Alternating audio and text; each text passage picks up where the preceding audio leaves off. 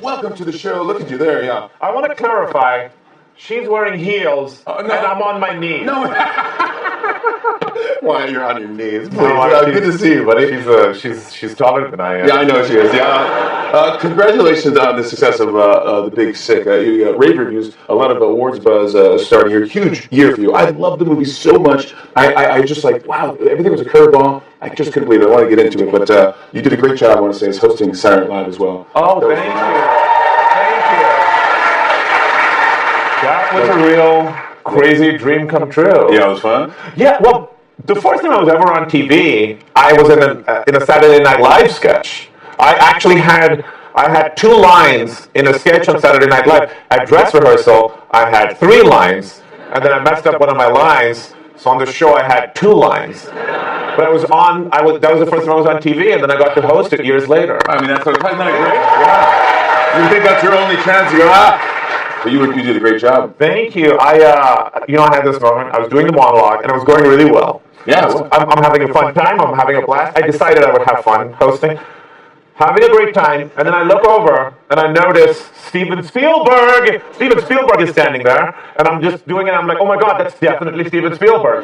And I kind of panicked inside and messed up the next line, and then I actually look away. I could see myself composing myself, and then I continue. But before I did this, I actually watched my monologue. I found the moment where I saw Steven Spielberg. Can we show that? I have 3 photos here. Okay, This is a photo here. You're doing the monologue. So I'm doing the monologue. It's going great. Look how happy I am. You look handsome. Yeah, you look sharp. I'm like, this is going well. I belong here. Yeah. Let's see. This is the exact moment I noticed Steven Spielberg.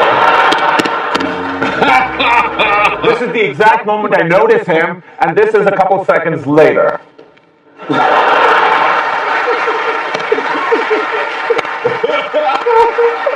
Oh my goodness! Yeah, I mean that's freaky. Did you get to meet him at all after the after party? Yes. So I saw him at the after party, and I just went up to him, and I was like, you messed up my monologue. No, you did not. I said I noticed you, and I stumbled, and he laughed really hard. Yeah. I mean, you think when you meet your heroes, you're going to be all chill and cool and stuff. Yeah. I was just like, I have a couple questions about Close Encounters of the Third Kind. He was like, anyone get me out of this conversation? I want to hear about your obsession with Hugh Grant, because this is in the movie.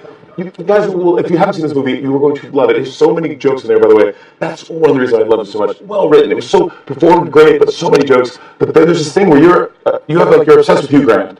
In real life, you are. Yes. Like you in high school, you would never smile in photos because you heard that Hugh Grant doesn't smile in photos. Yeah. Why? Because he said it makes his face look fat. And I was like, I don't want my face to look fat. I want to look like Hugh Grant, so I didn't smile in pictures for many years. Why are you obsessed with Hugh Grant? Well, because I really love 4 Weddings and a Funeral. I've watched it. Why are people laughing? It's a great movie. It is. Have you seen it? Of course I have. Oh my God, it's got everything. 4 weddings. It's got a funeral. Yeah, the funeral. Yeah. The title, don't give away the spoiler. It's actually 3 weddings, a funeral, and then another wedding. Spoilers. But I just...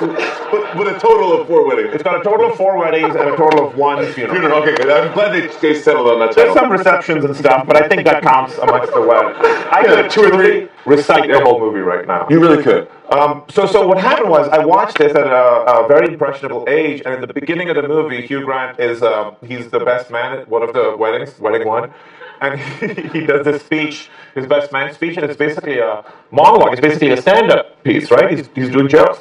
I remember watching it and being like, that was the first stand-up I fell in love with, and I became a stand-up because of his best man speech at Wedding 1. You're kidding. Yeah, and when I watch early videos of me doing stand-up, I'm basically doing an impression of Hugh Grant at Wedding 1, or 4 Weddings and a Funeral, and I loved his hair. Look at what a great job I did.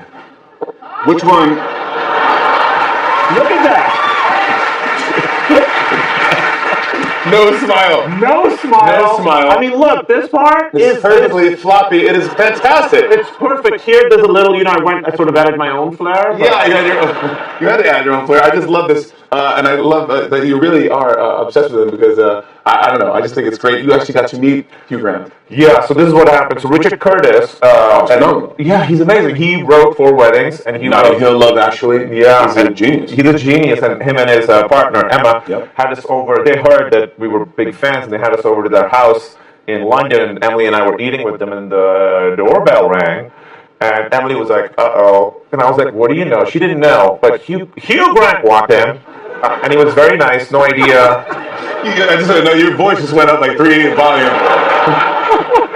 Just saying his name. Hugh Grant! Yeah, I can. It was a real, yeah, it's just been, like at SNL, it was surprise Spielberg. Yeah, exactly. Surprise Grant. Yeah, you got a surprise Spielberg. Yeah, I got a surprise Grant, and then I actually, I got a picture with it. Here's why I love it, because you're not smiling and he is. And that's just, Look at that. look at that. Look at Isn't that. Isn't that great? I gotta take that line out. Isn't that fantastic? On and on and on. That's it. And it's on and on and on.